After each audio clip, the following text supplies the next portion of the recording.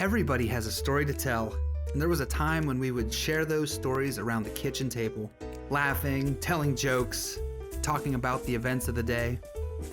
Heated debates, tragic loss, living life. The kitchen table is where we share our lives. So come, sit with me and my friends as conversation unfolds across the kitchen table. In this episode, I'd love to introduce you to my dear friend Trent. I met Trent several years ago when I started working for him at a church doing video production. Trent is a very talented musician and an amazing worship leader. Not only that, but he is a very deep and creative thinker. We've spent many an hour discussing the greater things of the universe. So sit back and enjoy as we discuss all kinds of topics across the kitchen table. Squeaking like swinging doors and then like boot steps, click, click, click, click. Old West feeling. That's it, right? Oh, man. Just sitting around the table. Maybe bake a pie. I don't know. So the backstory is that I know Trent from working out at a church. He's a worship pastor, has done that for tons of years. So I suppose the first question I would maybe pose to you is, what drew you to that? Yeah, that's a really funny question because I grew up in the church with my dad being a worship pastor and minister of music at these churches, and quite honestly, I saw how people acted and I didn't want anything to do with that. People were just difficult, and I just thought, wow, I want to do something that's fun. And so the music part of it and the things that you get to do seemed like they were fun, but not the people part. So I through high school, I wanted to be a high school band director. My band director was he was a good guy and spoke some things into just my life and perspective and some wisdom things that I had never really experienced even outside of what I had experienced in the church, and so I had some good people, some good churches that we were in. And then there were some that weren't so great, and there were some difficult people and all kinds of things. And I did have a lot of good people just over the years speaking into my life, but that was predominantly in the church. And so he was kind of the first one who really I had a great connection with and spoke into my life. And so I thought, I want to be a high school band director because that seems like a pretty cool thing to do. Yeah, that looks fun. Yeah, right. And then the kids, they're supposed to listen to me, right? It's captive audience. Right? It's kind of it's not like they're just gonna fight me at every little thing or whatever. And so that's what my sights were set on as I was going through college and taking my music classes. At the same time, I was volunteering at a church that was in kind of rough shape. It was sort of the staff had left the church and there was no senior pastor. It was sort of like this run by sort of elder board or committee kind of a thing. But I had a group of friends there, and so we just got involved in ministry and sort of through this random idea of everybody being out of town on a weekend. The people on the elder board were like, hey, basically there's nobody else, so would you want to lead worship on this weekend? And I was like, oh man, wow, that's just what a great way to be asked to do something. But no, it actually ended up, it went well. And that evening they asked me, hey, would you do that all the time? And so I thought that was pretty cool, and I did like it. I liked the music aspect of it. I liked the people that we were getting to work with, although it was a pretty small team at the time, but it seemed like a good thing. And so we were, Becca and I were friends at the time, and we got to know each other through that, and we ended up dating and then getting married. And so that was all part of that story.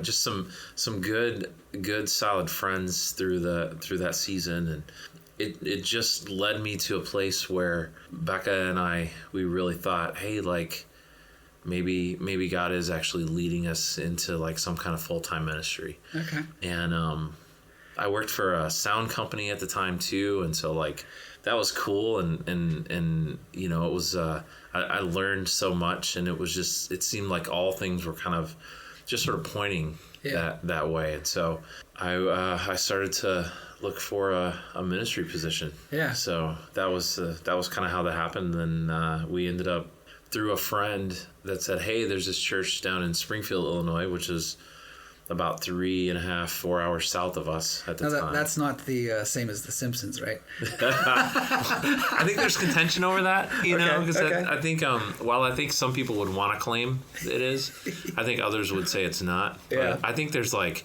12 Springfields, right? Or there's like something like crazy about that. Yeah. And so it probably depends on where you're from, because all of them seem like they have even similar surrounding cities. So like Danville seems to be everywhere. It could be anywhere. So, I don't know if you saw the coaster. I did see the coaster. I didn't know if you wanted to say the name or not. Give a little. Well, plug. no. So I never. That's not who I worked for at the time. Company X. That's right. I actually worked for a company that they still exist. They've taken many different turns and forms of their name. Mm-hmm. And the company split apart. But at the time, it was actually called Wisdom Audio. So, which is kind of fun. So you can say that, but that's right, because they don't exist anymore. But so Trent and I have had a lot of philosophical conversations before this podcast, but we've talked about one thing you do can lead to a different thing you do, and they can be kind of unrelated at the time. But then as you keep moving forward, you look back and you say, wow, I had this experience which led to this experience. I learned skills at this job that weren't really related to this other job, but now where I'm at, I see how some of these dots back here where I learned this thing and I learned this thing, they all connect together to give you the skills and abilities you have now. Is that something you would definitely agree with?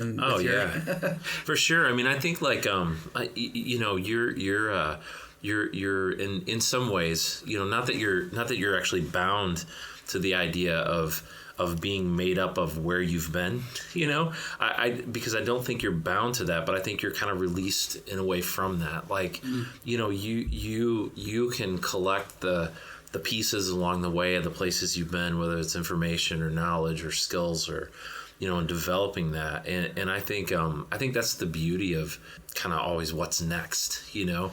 You can always add something to your belt, you know, and carry that forward. And so I think the journey that I've been on has definitely led to some interesting places just because of a weird mix of skills and experiences, for sure. Yeah. So even sometimes people, you know. Like, well, that's something I'd say about you is you're pretty well connected. You are. So here's the other funny thing. You said earlier about that you got into the worship thing. You didn't like the people aspect. You like the music aspect. Right.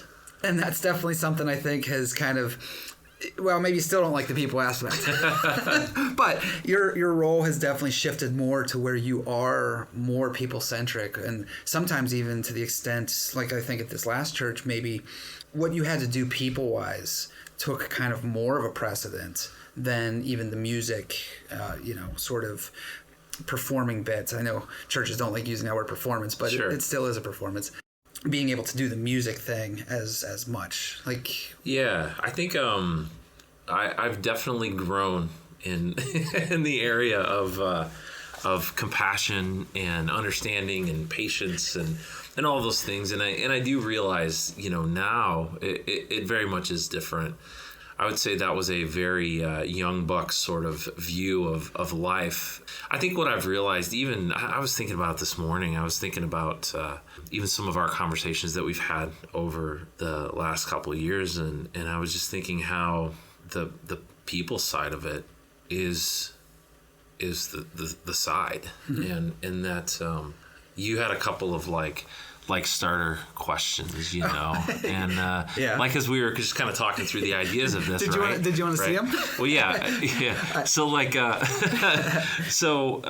you talked about like some of the things that are like defining and shaping, and what I began to realize is just that that's been more people than anything, and as much as like I kind of like to think sometimes I'm I'm a cowboy or a maverick and I can do it all on my own and I can do all this stuff. Yeah. Like the truth is, the things that I've got to do, I've only gotten to do because of the people that I've gotten to know. Mm-hmm. And I think of early on, I had such a naive idea of like, oh, if you're just good at something and people leave you alone and let you do it, and it was so backwards because I've just really recognized how much I can't do, and I need people. And that's hard. That's a hard place to be, especially as a maverick. It is, right. It's that's been a wrestling and a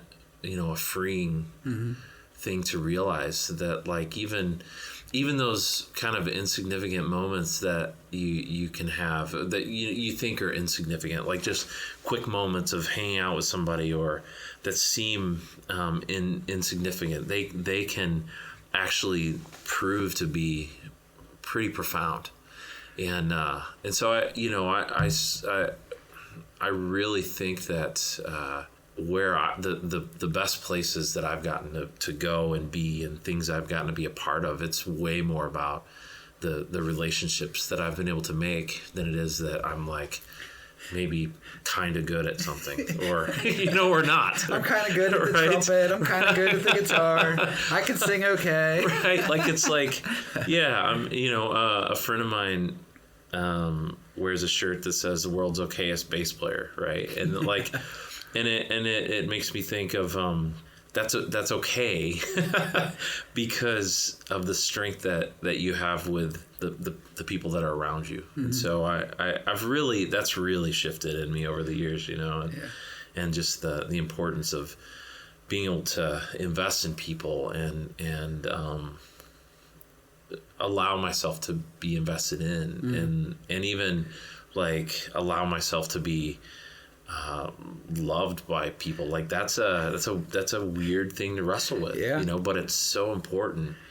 And I think it has to come from a place of understanding who you are, like who God has created you to be, and who you, like, your identity in Christ is this big piece of that I don't think we can ever give enough notice to. I mean, and so I think some of those things are so important. And so it's God has a funny sense of humor with things. Yeah.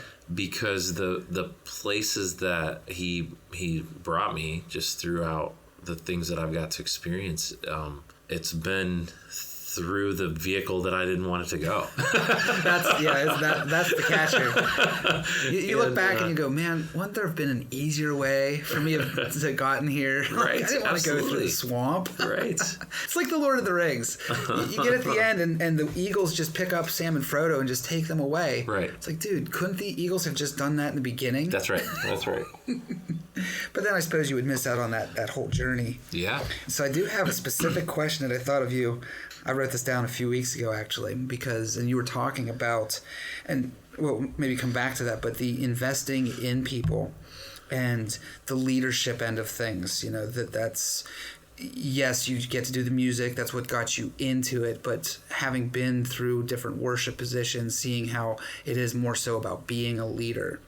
And I think that people throw around the term alpha a lot, and alpha male and all this kind of stuff. But I think a lot of times people will misinterpret what that's supposed to mean. Because if you look at a pack, the alpha is not... There are times when they have to assert their dominance as being alpha. There are those behaviors and things. But more often than not, the alpha is way outside of the pack, that they travel kind of by themselves, but they are looking over. Like, their first prerogative is the protection of that pack. And anything that they do in their behavior is to that extent. And so my specific question to you was, because I think that you're an alpha. I think that this, we've kind of misinterpreted alpha as being macho. And that's not what that is. I feel like if you look for it, you can see people who are alphas. The reason being is because they look to spread their wings and to be able to cover over people and to support and love and encourage the people in their pack. So I definitely think you're an alpha. Do you ever find that it's lonely?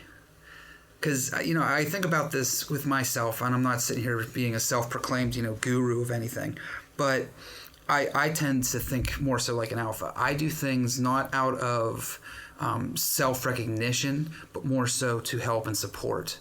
If I'm ever in a leadership position, I'm always looking to the people that I'm leading. Morale is a big thing with me. If I have to crack a funny joke and be the village idiot for a moment, I'll do that in order to increase morale. Yeah. But I do find in my own life, because I am more about giving into people, and let's be honest, I would say most people are takers. I find that I can have a pretty lonely lifestyle. Like people don't always contact me. I'm not always like the first thought on their mind unless they're in a bind, and it can kind of feel like almost like Batman, Sure. Here I am saving this city, but nobody knows it's me. It's like that Superman song by Five for Fighting, Yeah, right. I associate with that a lot. I gotcha. So do you, all of that being said, have you experienced that in your life? Do you feel the same sort of way, or am I completely off base? No, I think so. I think there's something to that, and then I think there's something beyond that. And Okay. so here's what I mean by that is it can be it can be lonely, and it can be people are competitive, and so like you have, whether it's like I want my idea taken, or I want to be the one to do certain sets of things, and as you're kind of trying to accomplish a goal and pull a team together, I think that that can be tricky. I think overall I've been pretty I don't throw like this word around a ton, but like I have been really blessed to work with for the most part like solid groups of people who they haven't been in it just for themselves for the most part. Yeah. And so I think that changes the dynamic, because if you're in a spot as a lead and everybody's fighting for your position, that's one thing. But if everybody's going, hey, like I get it, and so we're kind of getting on board and working together, that's another thing. So for the most part, I would say I've landed there with some pretty self-aware people. Not all of them. Not everybody. Excuse me. But for the most part. Yeah. And so I think that changes the dynamic of it. So like they don't always grasp the, okay, so yeah, we can all see the next hill that we're going to take, but they don't always grasp what's beyond that or how we're going to get there. Okay. And so like, so there's a lot of times buy-in getting to that next place, people pulling their weight. And so where I think it can get lonely is when people don't see the big picture, or where it can be challenging of you're always kind of dragging people to the next thing, but don't always get them to see the expanse of where you're going. And so like you get people who do the short-term job, and then it's almost like starting over in a way, versus like, hey, we're in this for the long haul, and there's actually more in you to get us to the next place. Okay. And so the deep relationships that I have are the people who, there's a handful of people that have been able to see that and even become, whether it's grown to be leaders and developers of others in their own right, or they already were, and that kind of thing. But there are a handful of people that they just get the big concept. The vision, yeah. That's what I was going to say. I think you're kind of saying that is that the loneliness that you feel is that you see the vision, and a lot of people around you don't always, or don't even have the capacity for big picture vision sort of thoughts. Yeah. And not that it's like, I mean, like by no means is that like I'm not in a tier that other people aren't in. It's just that, it's just kind of even the way that can play out in the community or the group that you're in, or that you're trying to lead for that season. I think I've learned that it's good to have those people that you can really rely on, but I've also learned that not everybody is that. Yeah. And so even the vulnerability in that, and even the letting your guard down to some extent, you have to be careful with that, you know, because then there are sometimes people who are. It's like, hey, I want your stuff. I want your pile. You know, and that happens in business. That happens in the marketplace. That happens in church circles. That happens everywhere. Yeah, you know? Yeah, it does. I mean, that people are people, you know, and so, yeah, I do think though, really, what I've come to understand in the way that I do things, regardless of the roles and responsibilities and the, you know. The greatest thing that I can do is invest in other people and pour into them and help them get to whatever the next thing would be. Yeah. And you know, that's really what my job is. That's your legacy. Yeah. Okay. Right. Because that's where I was formulating this question while you're talking about that stuff. Because you and I are both, I think, more so big picture people, which can be rough because then the details can fall through the cracks. Yeah, absolutely. Which is, you know, God bless people that are detail oriented. You know, we each have our roles. But I know that whenever I first started out at the church, and we had, you know, kind of talked about what my role was going to be and what our department was going to do. And at that time, you know, you really stressed about kind of building up the volunteer organization, having people from the congregation being part of it. Sure, there might have been money to hire more, quote, professionals, but in the process of building a team and empowering them and getting, you know, for them to have their own ownership of it, I think that was something you definitely impressed on me. And then I took it to, you know, like, okay, this is one of my main goals, one of my main things while I'm here is to work on that. So that was one of my goals, was to really work with volunteers. You know, my background is in education. I am an Eagle Scout, so leadership is something that's very much a part of me. And having, you know, moved on from that position, I can look back and say that, you know, we did do I feel a very successful job of leaving something behind. You know, looking at that bigger picture of, yes, there is the Sunday worship. Yes, there is like, what is the stage going to look like for Christmas? But more than that, leaving that impact. So that is, I mean, if you were to look at all of your life things that have bounced you from the, you know, wanting to be a band director and loving the music portion of it, and then going to the sound company and just learning the technical side of it, and then being called into full-time ministry, and you and Becca taking that, and, you know, how many years have you guys been doing? Like, long time. Yeah. Like 26. Yeah, so at this point, this is really part of your identity. But you've also been in that time finding out what that identity is by saying, well, it's not just music. And honestly, as we get more into it, finding out it's less about music than I thought it was. Mm-hmm. Yeah. So all of that, you're at this place now. I mean, your kids are either graduating high school or graduated high school. You're in this different stage of life for you. And being the big picture guy, talking about the word legacy, what do you see?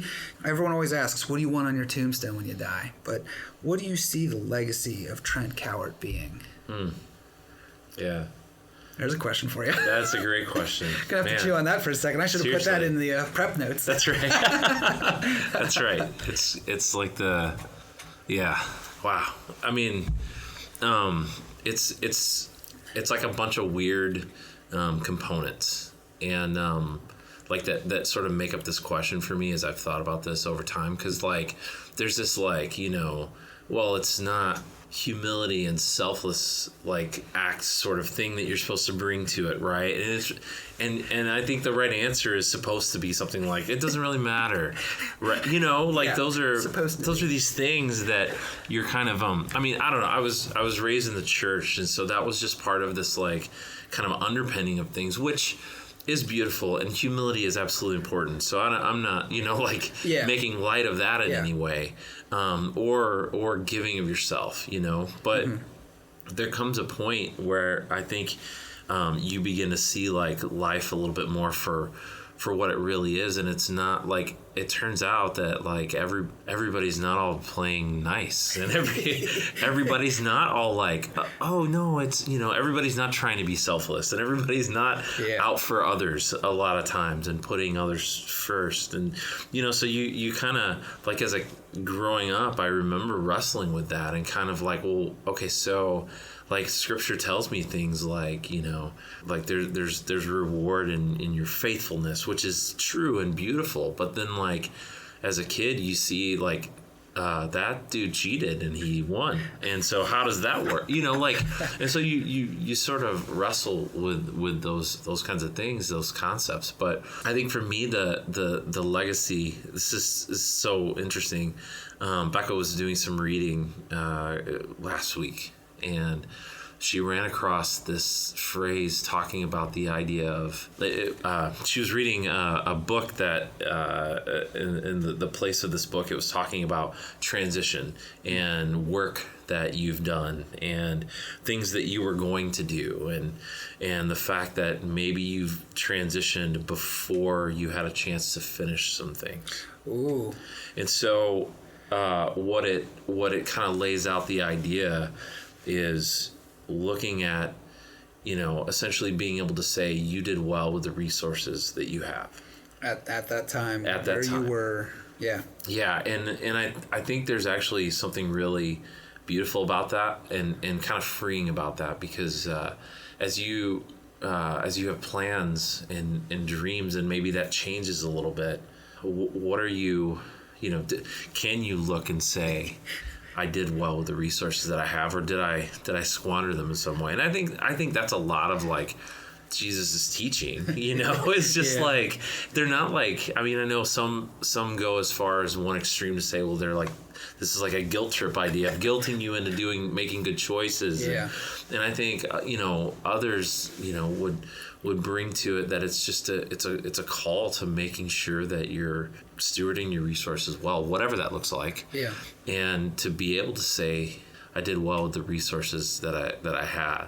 Yeah. And so I think, looking back to transitioning out of a role that I was in about 5 months ago, that my role hasn't been really fully replaced by a staff role, so that step hasn't been taken, but they've been able to accomplish things that they've needed to because of the team and the leaders that were in place there. Yeah.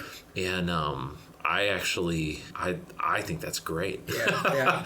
I really do. Like, that actually thrills me. Yeah. Because the legacy piece, I think, is investing in others. Mm-hmm. And you can use all of the terms that you're supposed to use, replacing yourself and working yourself out of a job and like all that kind of stuff. Yeah. But there's a reality to that. Yeah, there is. And it's not, it's not just it's not a phrase of like working yourself out of a job. I want my legacy to be that I had some good relationships with some people, and I helped them at least move in some way towards that bigger identity, that next step of who God is leading them to be, or like that's what I want. Well, I like that you said leading them and who God wants them to be, not what you want them to be, mm-hmm. not what the current job wants them to be, not what the church wants them to be. Yeah. Because I think a lot of times people, and this can happen in the corporate world too. Mm-hmm. So for anyone that's listening, this applies across the board, people are people, is that it's very rare to come across a boss that whenever you say, I'm moving to a different job because of X and X opportunity and I think it's going to be better for me, it's rare to come across a boss that isn't going to get upset. They'll maybe try to keep you, or upset to the point where they just don't talk to you anymore.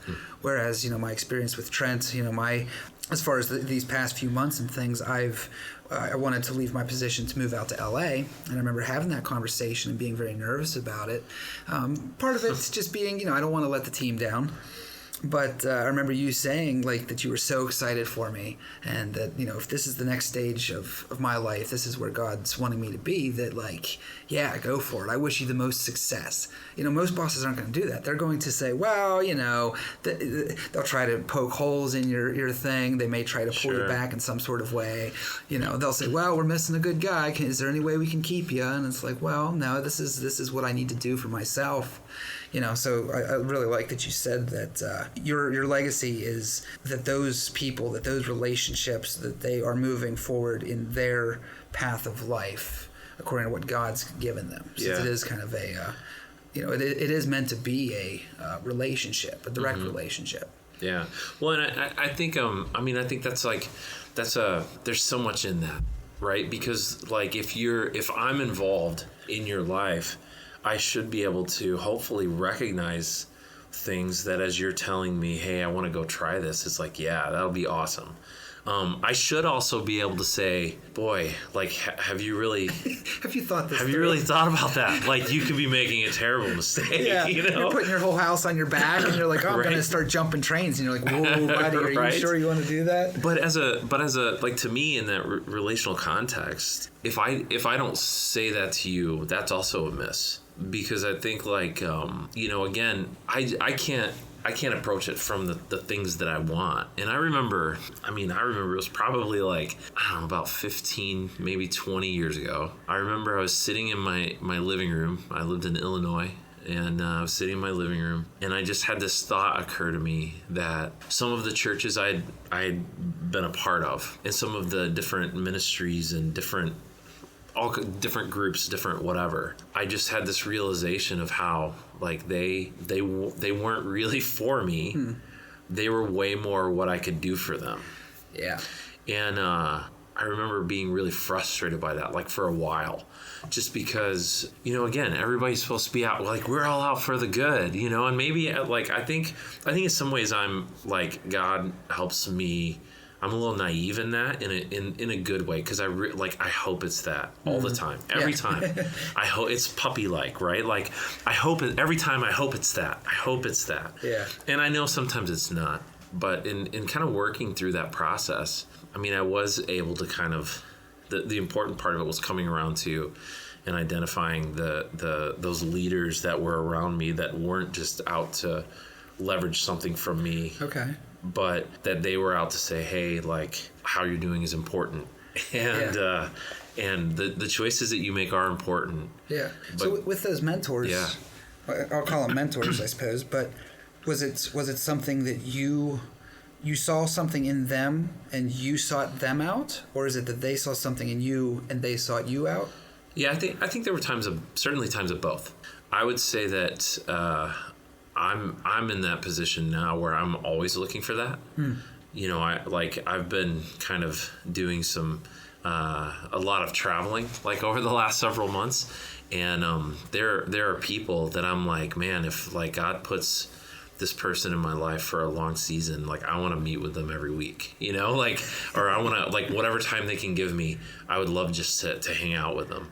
So I think, like, for me now, it's more trying to find that and taking advantage of it when I have it. Like, there was a guy that I spent some time with. I was a worship leader at a multi-site church, and at one of the campuses he was there, and he was a good guy, and he had some like feedback for me that was good feedback. It wasn't like it was presented very, you know, in a positive way. Like, he did it the right way. It was all the right stuff. Yeah. But he also had some, like, questions for me, or some things for me to, like, hey, think about, you know, and so he presented it in a way that I was just like, that was really, like, well done. I appreciated that.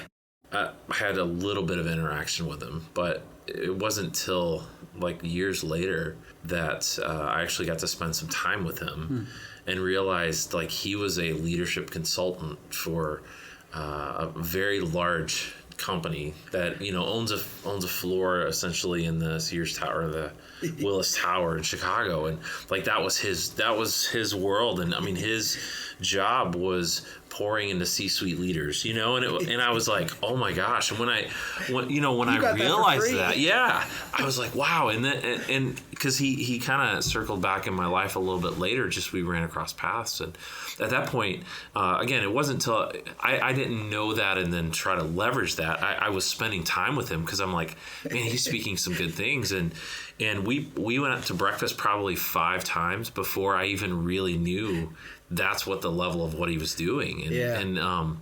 But now, I mean, I look for that, and it's less about someone's position certainly and what their job is, but like the person that they are and what they're kind of offering and how they're carrying themselves. Like those are beautiful things. And so I think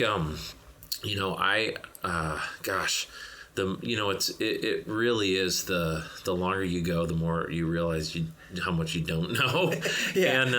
And how I need that, and I think as I've gotten even to work with some younger guys, I hope I've been able to sort of like help to say, hey, like always be looking for that, because we everybody needs we that. need it. We definitely need it. Yeah, that's I think that's an oftentimes overlooked. We talk about having therapists, and I suppose there are life coaches out there, but I think mentors, especially when you enter into a real mentorship, is a whole different level of things. Because, well, let's even take your buddy up in the Sears Tower, is that somehow he saw something in you. And, because, I mean, a therapist, you come to them, you pay money, you tell them your problems, they counsel you, right? Whereas a mentor, if it is kind of both of you seeking each other out, you might not have even been intentionally seeking him out, but you were seeking some sort of wisdom and guidance from somebody, and he saw that you were seeking that. So then that's a connection. Yeah. And then he was able to kind of say some things or talk to certain things or give questions based on his own observations of what you have, what you're bringing to the table, and in what areas you may be looking for more wisdom. It was mentors can be very well tailored, and that's the whole thing with them. So I am kind of curious. I want to go back to it though, that you said he not only kind of spoke into your life, but that he had some questions for you. Do you remember any of those questions, or maybe what's one of the toughest questions that he gave you, and you're like, man, that was a lot I gotta process that, Yeah. So it was. Like his questions were a little bit more. I think the heart of them were he was seeking as part of the church, a church attender and volunteer. Why are we doing some of the things that we're doing? Okay. And so some of it was around the area of worship, but I think he was also just kind of looking for, hey, I know you're a leader here, and so here's some of my thoughts, and here's some things that I think that the church is doing well, but why are we doing some of these things, or what is our process for some of these things? And a lot of that came from his. I think he had this desire to explore ministry, and he was very involved in ministry as a tender and volunteer of the church. But I think he maybe was exploring some even potential full-time ministry, and so so there was some of that. I didn't know that until much later. But he was English, and so he had been a part of Alpha and done some things in the UK while living there, and then moved to the US. And I his questions were pretty specific around to some of those ministry things, but as I really tried to kind of dig into them a little bit, it really was like, what's at the heart of this? Why are we doing some of the things that we're doing? And I think that was part of the brilliance of what he brought and the way he did it, because he was able to ask you these small bite-sized questions, and then all of a sudden you're like, oh, this really. There's bigger here, and he's onto something, and so I think that was some of what I really respected about just his kind of approach and his questions, and so well, I think that could be a thing that can sometimes be overlooked in the church, And I mean, the church in America is going through all kinds of changes. Your mainstream denominations that, there's a church on every corner, the Methodists, the Presbyterians, the Lutherans. You have all of these standard names, the Catholic Church. You have a lot of the old school stuff, and then you have a lot of these non-denominational churches that are popping up. But, there's a lot to be said for the organization and looking at it as sometimes Christians don't want to hear that word about business or finances. And I know plenty of non-Christians that are like, oh, all they ever talk about is tithing. All they ever want is my money. Sure. It's like, well, let's look at it from a very humanistic, very logical standpoint. Every organization needs money to do things. Sure. It's just the way of things. And so how is it any different that a church needs to have financial planning, organizational planning? So when he comes to you and is asking these very specific questions, he has this plethora of knowledge as being that high in a company to say, I understand systems. Yeah. I understand these, does this work? Does this not work? The whole marketing, well, you can't market Jesus. Well, we're not saying we're marketing Jesus, but we're saying we're marketing this organization. And I mean, really, if you boil down evangelism, it kind of is marketing. Yeah, I know there's a Christian out somewhere that's getting really pissed off for me saying that. Sure, right. But here's, so here's the crazy part of all this for me is that I find it really fascinating that we as people, again, people are people, right? And we have the ability just to ruin anything. Like, we are so good at things, at making a mess. Things like that, right? And not that I'm saying that by any means. There's no blanket statement saying all churches are bad. Like, there's nothing like that at all.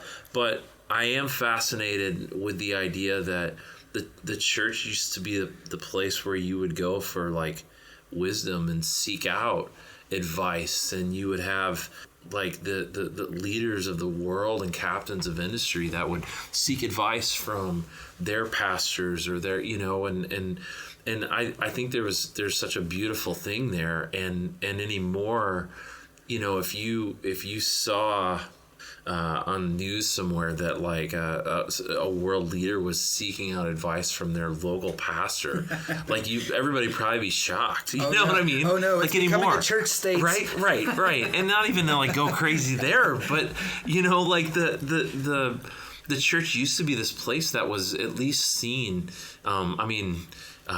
It was revered to some extent and seen as a source of wisdom and this institutional place of morality, and that's for a lot of different reasons and all kinds of things. But that's eroded, and it's different in today. And so I'm kind of curious. What do you personally believe might be some of the contributing factors for church not having that same sort of respect? Is that the Yeah, I think there's a general respect, because I do want to circle back around to this. Because I'm always fascinated with the church non-church mentalities, because I've been in a lot of positions, so I have friends in both circles.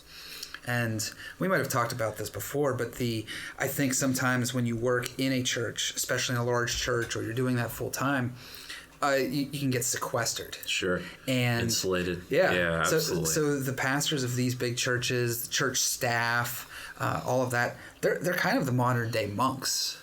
So it's like, how much are they separating themselves from the common man to the extent that they don't even know what the common man's doing? Sure. They haven't worked a blue collar job in years, so they have no idea. Yeah. But we can come back to that. I am coming back to the curiosity of what your specific, like, if you look at the church as being a stalwart of, I would even say that years ago, and the Catholic Church is pretty good at this, is hospitals, schools, libraries, civic, doing their civic duty, doing what Jesus does call us to do, but they were actually doing it. You have a lot of Lutheran, like hospitals and all those sort of things. But in recent years, there's this whole absence of that as well. Yeah. In addition to the wisdom seeking sort of thing that you. So, what is your? What do you think are the top three factors? What does Trent think are the top three factors? Don't give me a political answer. No. Okay, so it's interesting. So I would say this. I do believe, like, I don't necessarily.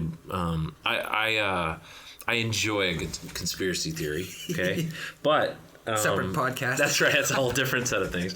But I don't always subscribe to them. I'm fascinated how they sort of work their way into things. So with that being said, the Bible is very clear that there is an enemy of our of my soul, of your soul, of our society in being pursuing Christ in any way. Mm-hmm.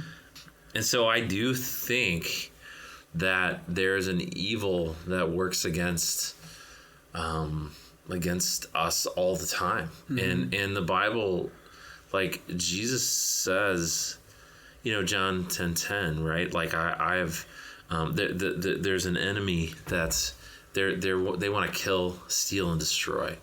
But Jesus has come to bring life, and that we may have that abundant, or to the full. And I don't think that's like stuff necessarily. I don't think that's I'm always happy. I don't think but there's a fullness of life to that I think is constantly being bombarded. And so how that plays out, I'm sure it happens in a lot of different ways. Within that, I think that the church has, and not specific institution, but the church as the bride of Christ has an enemy that's trying to break it down. So I think it's always under attack that way. Mm-hmm. And so I think some of that has played out over the years by some bad decisions and doing some things that are super shady, mm-hmm. and so I think there's a reason why people say things like the church is always after your money, yeah. People have given them reasons for that. And so mm-hmm. as even like these pathways like whether it's something around finances, or whether it's something around, there is an unfortunate, just horrible, there are histories of abuses and mm-hmm. and all kinds of things that I think just over time has sort of been, at the very least, leveraged by this enemy that we have mm-hmm. that have taken root. And I think you can say all kinds of like pithy things about it, but the truth is that's just a reality, and we're fighting against this, that it isn't always people, like Scripture tells us. It's not always a person. It says it's things that are beyond just flesh and blood. And so there's just a reality to that I think sometimes they win some battles, yeah. and I think sometimes those plans work, and I think that really sucks for the church. I do. Yeah. However, it it's the overcoming. So that the hope in it, right? And so not to be too doom is coming. Yeah, right. Or lofty and it all works out in the end. Yeah. Saying the thing you're supposed to say, but it does. So I think in some of those things that I think so again you have some of the histories, even corruption and people turning away from God in some ways and leading people that way. Mm-hmm. And so I think you find yourself in a place where it's long-term eroded, and it's now hard to listen sometimes to what the church has to say, because it's well, yeah, but what about the scandal, and what about the all of this stuff going on, and the money, and the abuse, and the whatever, all these things. And so unfortunately, it makes sense culturally, mm-hmm. Although it shouldn't. So yeah. I don't know. I don't know if that's too generic? Yeah. No, it's not generic okay. at all. I think that was beautiful, because it's I think so. I'm not really sure who all our listeners are, but I know that there's going to be people inside the church, outside the church, different backgrounds. I know for myself, in my life, I've had friends all across the board. And it's interesting having conversations with people, because I there's a lot of people outside of the church, or maybe who I give them the title of recovering Christians, because they have had some sort of brush with something. And you touched on all of those sort of things without naming specifics. Okay. But that it is, our belief as Christians is that there is some sort of deeper spiritual world, that there are spiritual realities happening. And my personal belief is that right now America is in a position of seeking that truth, because I think there's plenty of people who aren't opposed to God. They aren't opposed to spirituality. They aren't even probably opposed to Jesus, but then in the past, the church has not represented him well, and that's the one instance they get to. So whenever I'm in a conversation with somebody that I call a recovering Christian, they can see me, they can see my life, they can hear the authenticity in my voice, because I'm not there to force my belief upon them. I tell them this is what I believe. And then as we get into conversation, they're like, wow, okay, a lot of this makes sense. And I think your answer was very good with saying that it is not just a spiritual component. It is not just a human component, that we are as human beings both, and that this spiritual enemy that is looking to take all of the good and joy out of the world, that is looking to suppress and oppress us, is working to suppress and destroy the bride of Christ, which is the church, is working through these ways, is working, and then is also working through certain behaviors, but that those people are also accountable for their behavior as well. It's not the devil made me do it, because people will say, well, you can't excuse, let's say the priests and the abuse thing. You can't excuse people's behavior. Sure. I don't think we're saying we're excusing them. Right.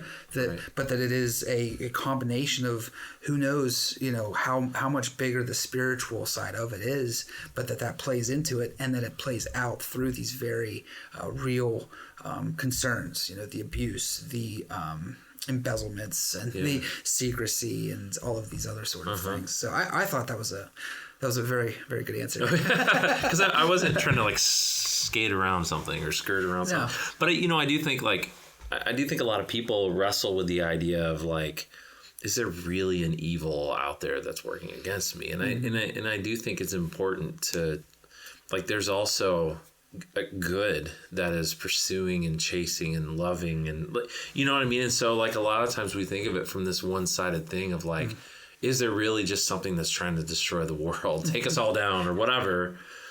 And we leave it at that. But there's a relentless love and grace that's chasing all of us too, and that's looking out for us and guarding us. And I think that's the beauty of the story that we're all in, is being able to look beyond the little things and have that bigger view, and see that things continue to be proven true. And I'm fascinated, and I love that.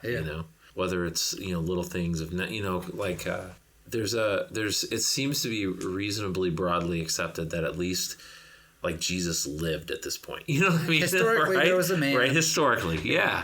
And I think that's beautiful. I think it's grown into that place where I think, people have fought against that and disputed that. And so there seems to be that acceptance, at least just of okay, there was this guy and he lived, and so I do love that there's continued evidence being discovered, tested, processed, that continues to prove this aspect of it. And so I think that's just kind of an awesome thing. But it's the reality that we live in, of there is good and evil, and depending on how you see it or look at it, sometimes that sucks and sometimes it's really great, and so and I think I from my conversations, and I don't know how large of a sample size that is, so internet, don't get mad at me, but I would say most people agree that there is good and evil in the world. And as a baseline, I would say that most people can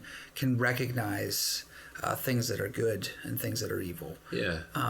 But then they do struggle with some more of the spiritual components. They struggle more with the idea of, yes, there might have been a historical Jesus, but that he was God. And things that, so you were talking about, like, it's more generally accepted that Jesus historically was a man that lived in that region of the world during that time period. Okay, most people can kind of get behind that as a historical fact.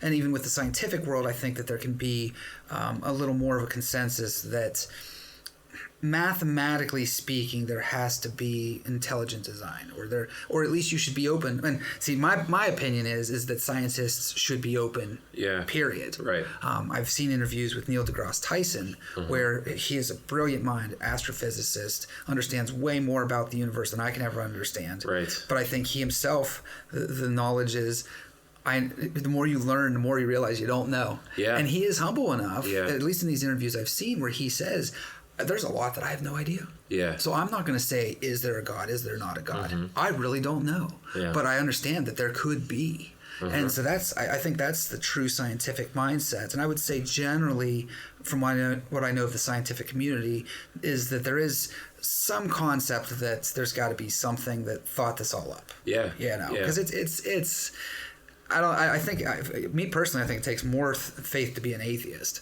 than it does to believe in something. Sure. It's I interesting. I just saw like a little clip, like it was like a reel or something of like him with Lawrence Fishburne. They were talking about The Matrix, and I was fascinated by that because he's like, that's his favorite movie. Lawrence Fishburne's no, because he was in no, it. yes, how right. He's like, it's really the best one. No. Neil deGrasse. Yes, yeah. and so and they're talking about he's just explaining it. And it's fascinating to me how that's his favorite movie, and there is this like undercurrent of, and they're talking about the undercurrent of just like the story of Jesus in this movie, and so I think that's really really interesting. But yeah, he's super smart, way smarter than me, and when he is smart enough. I mean, he probably saw the threads of it. He probably is studied up on the opposite argument side. Because again, like being an intelligent debater, you really should have both sides of the argument. Yeah. And there's a lot of people that have louder mouths who really haven't studied their opposition, so they really don't know. And those loud mouths go on both sides. Sure, absolutely. There's diehard 7-day creationists who really, aren't always prepared when they come to the table because they don't know what the other side says. Yeah. And I didn't want to throw him under the bus earlier, but hell, I'll go for it. I grew up watching Bill Nye the Science Guy. Sure. I loved Bill Nye the Science Guy. I was crushed to find out, A, he's not actually a scientist. He doesn't have a degree in science. Seriously, he's a white coat. Exactly. As a child, that's the only qualification you need. I guess. And then second, as a Christian who does not go around shoving my agenda down other people's throats, I really don't appreciate his anti-Christian agenda. And coming from a place of science, he in some of the interviews and things I've seen him in, he is very venomous towards Christians. Yeah. I've seen some of that and too. And it's like, why can't we have open dialogue? Right. Because as a scientist, you should be open to stuff that is outside your knowledge. Yes. If it weren't for Albert Einstein's open mind, we wouldn't have relativity, general relativity. There's so many other advances that if the scientist came with it with a closed mind, we wouldn't have found the new discovery. So in my opinion, Bill Nye is very closed-minded, and he is the opposite of being a scientist even. Yeah. Because we should be able to have these intelligent conversations of like, okay, why do you believe that? Yeah. Why do you believe that the earth is flat? Right. Why do you believe that everything came out of one instant bang? Right. Why do you believe that we came out of amoebas? Nobody was there to see those things. Right. But on the flip side, then it's fair for them to say, well, why do you believe that it took 7 literal days and that God just spoke it all into existence?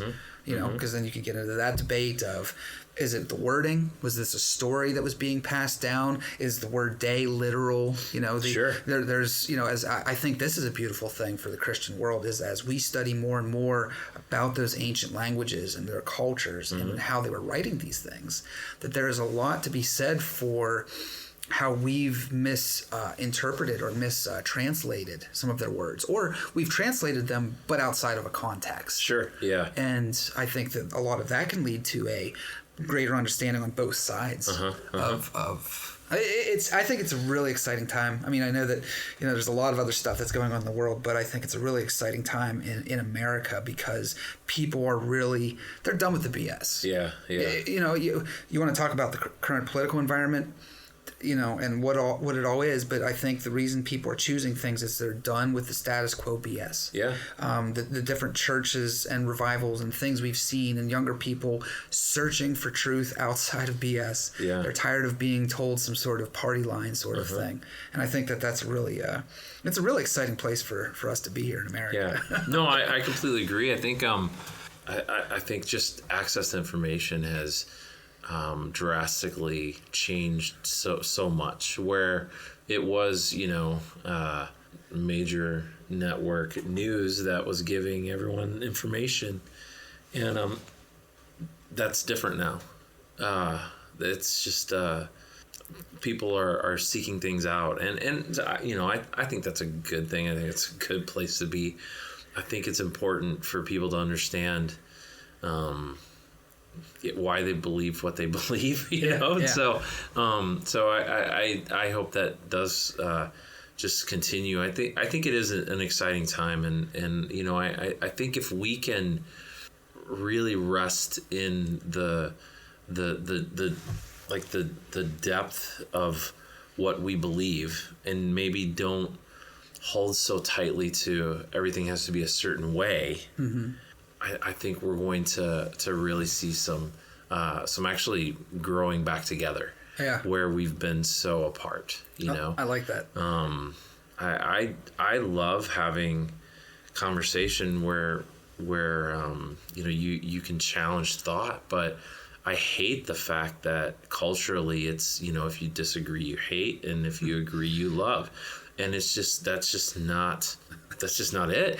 And so disagreement is important to actually coming to finding truth and resolution and all kinds of things. And so I do agree that it is an interesting time, and if we can sort of hold our cool and we can actually continue communicating, I think we're going to grow from that, and I think we're going to be better from it. Yeah. So tying back with that. When I said about us being the modern day monks, so I'm kind of curious from your perspective. So being someone who grew up in the church, being someone who has worked full time in a lot of churches, I said earlier about we can be kind of sequestered. And do you have a lot of interaction with people? Do you have deep friendships with people that are outside of the church? And I mean, if so, or if you do come across people outside of the church.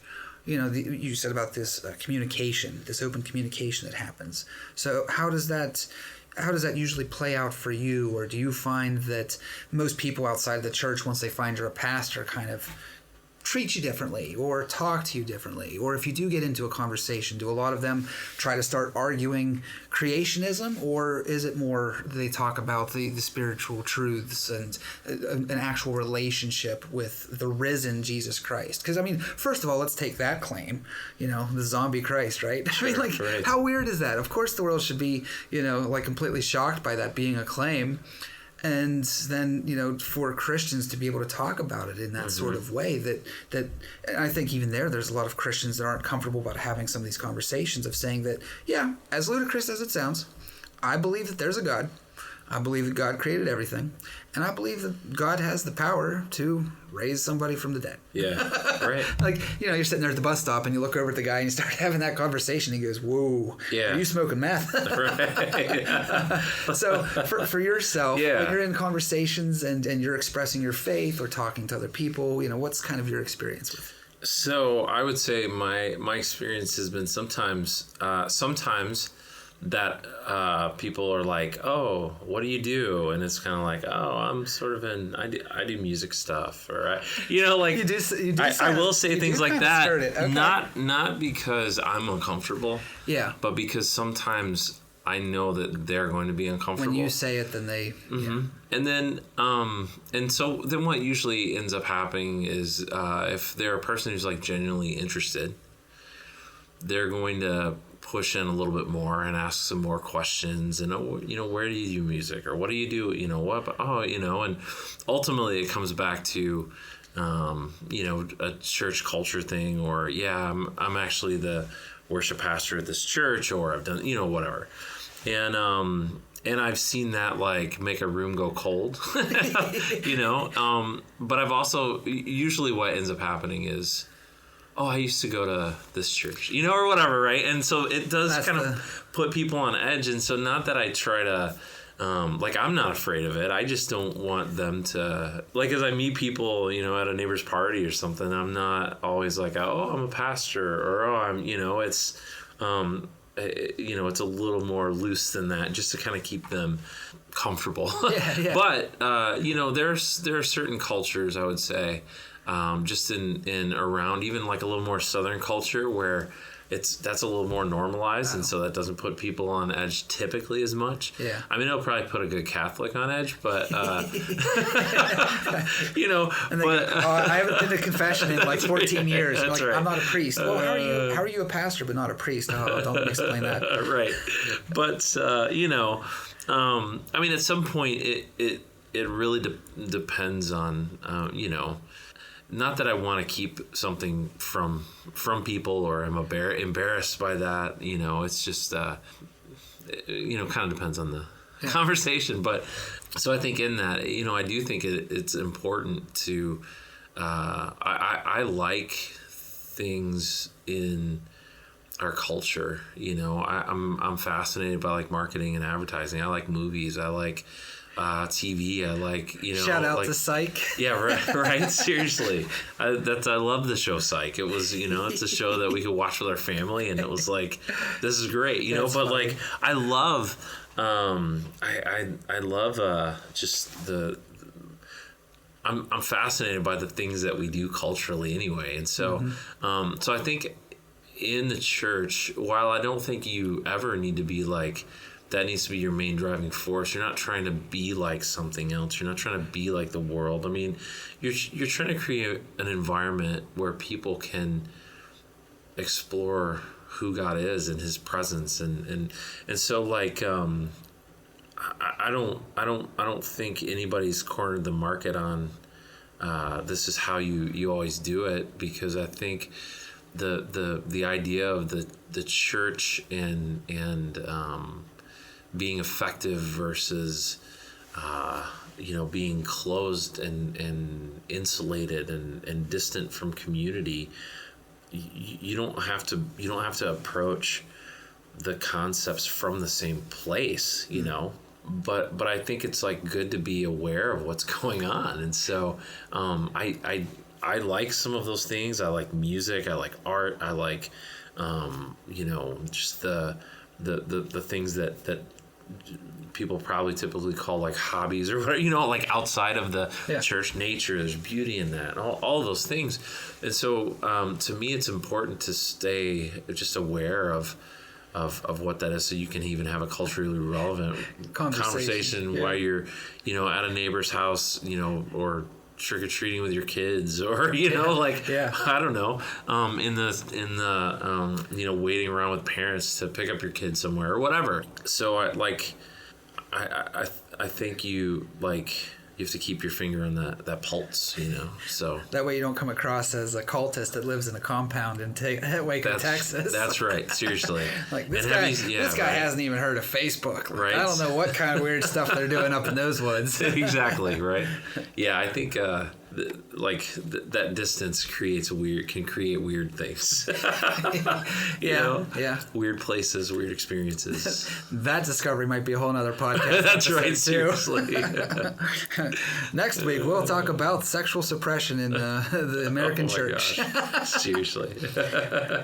It'll be fine. Just put it, sweep it under the rug. We'll deal with it in the next generation. Yeah. Right. They'll deal with it in the next generation. So we already kind of talked about the defining moments in your life, but I kind of want to hit these other two questions before we go. And one of them I had for you is, what is one of the biggest adversities in your life, and how have you overcome it, or are you still struggling with it? Tough one, huh? It is a tough one, because I've lived a pretty easy life. Okay. I haven't had the hardship that a lot of people have. Okay. I mean, I'm pretty I guess vanilla maybe in that way, where it's not been too extreme either way. Yeah. I think probably the biggest adversity, has not been like a physical or cultural thing that's affected me in some way. I think they're there. Mm-hmm. I grew up in like some just interesting seasons and craziness. But I think probably being sort of captive to a mindset and always just defaulting to the way other people think, I think has been something to overcome, and realizing like, okay, not only should I think about things differently or counterculturally, or should I always be aware of that, but I need to know that the flip side of that is not everybody thinks about things like I do and responds that way. And so the way that, that sounds probably extremely broad and unspecific. And so, but the way that like one way that plays out, is my wife responds to things differently than I do. She thinks about things differently than I do, even in a different order. When encountering some sort of information or something happening, like the process with which she goes through in her mind and with her emotions is a different process than me. And so I think, maybe that essentially always goes back to like not being self-centered, but and pride and I've got it all figured out. But like there are so many different ways of understanding and processing and communicating, and that really has to be an active thing for me. And so I just think that's the relationship, is what it's about. And so it's worth it. And so it's easy for me to become introverted and just sort of, pull the curtain around me and everybody leave me alone and I'm fine just sitting by myself. Like, that is not a problem. But being really mindful of pushing past that and knowing that like the payoff of the relationship and what I'm going to get as well as give is going to be way worth it, and so like, again, it's lofty, like, right, like it's conceptual, but it plays out so much, and it's so easy to become selfish in it and comfortable with just, this is what I want and this is what I like and I'm okay with that, and life is going to be fine if I kind of live it this way. I think that's part of the fullness that I think, like Jesus talks about. I think that's like in pushing into that like relationship, I don't know if that's a good answer to like specifically the adversity question. Well, so I do think that's a good answer, and I think the problem more so is in that choice of word, or at least maybe the phrasing of that question, because I think it can be, you started off very similar how I would start off, where I would say, well, I'm actually pretty blessed. Yeah. I'm a white male in America. Sure. I didn't grow up with, I'm in shape. I didn't grow up with any sort of physical maladies. I didn't really grow up with, starving. My family wasn't rich by any means, but, I didn't really go for or want for anything as a child. So Sure. I don't really look at like any of those things as adversity. So maybe that is a strong word. But I do think that everybody has that, whatever it is, as Paul says, the thorn in his paw. Uh-huh. That there is something in everybody's life that is a difficulty. Maybe that's what I should rephrase it in this question. One of the biggest difficulties, because I think a lot of them, if we're honest with ourselves, is ourselves. Yeah. It's some sort of mindset that we carry. Yeah. So when you're answering the question of what is your biggest difficulty, it sounds like it's something that you struggle with, even currently, but that you have learned and grown a lot through your years. But it is something that can affect, your outlook on other people, and also affect your relationship with other people. And if the important thing is relationship, then that is kind of an adversity to it. Maybe not in the traditional sense that we think of that word. Sure. So that's probably my question. That was worded poorly, but I think that makes total sense. Yeah. Yeah, I think that self-centered nature is it's hard to it's hard to break, and not that I've broken it and figured out some sort of like you don't have the master guru. That's right. Like you're not selling a book that says 10 steps to the better you. Right. I mean, man, it's just like it sneaks up, and then all of a sudden you're like, man, that was really ridiculously selfish of me. Yeah. But I think looking for it, is the best we can do, and hopefully those instances become less as you move along the timeline. Yeah. I think that's great. I think that's the thing is that you can either take something that happens. You can look at something and say, well, that's just you play the victim. It's always me. It's always how it is. It's just what.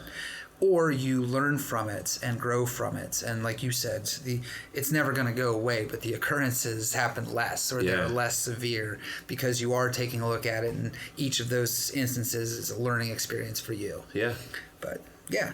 So to leave it on a positive note, my third question is, what's one of your favorite sayings or messages of hope? And how has that made itself manifest in your life, or where have you seen it in your life?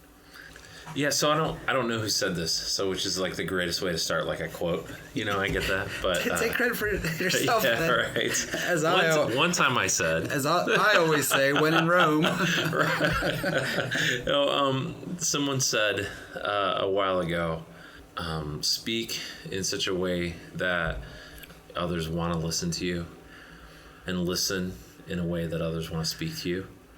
And I think that's a pretty cool sort of way to try to be.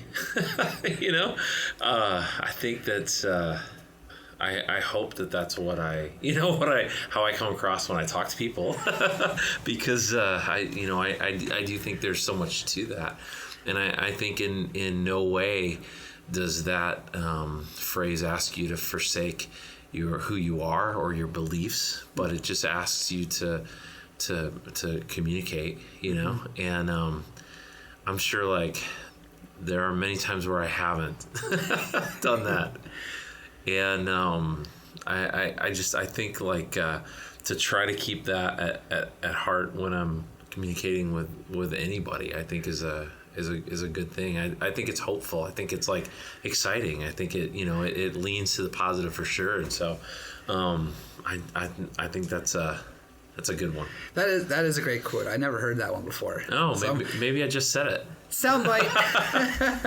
heard today by Trent Coward. That's right. That's a good. I like that one. Yeah. Well, so we'll definitely have to. I think I'll have you on the show again because we got plenty more material to cover, right? Yeah, for sure. We can drill into all kinds of things. Yeah, but it's always great to talk to you, and hopefully someone out there learned something today. Yeah, so that's good. Yeah, thanks for having me. Really appreciate it. It's always good to hang out and catch up. Yeah. Thanks for stopping by today. There's always a seat at the kitchen table and another story to tell. If you have a story to tell, I'd love to hear from you. Please send me a message. And also subscribe to the channel to look for more episodes, anecdotes, and information. Talk to you next time and have a great day.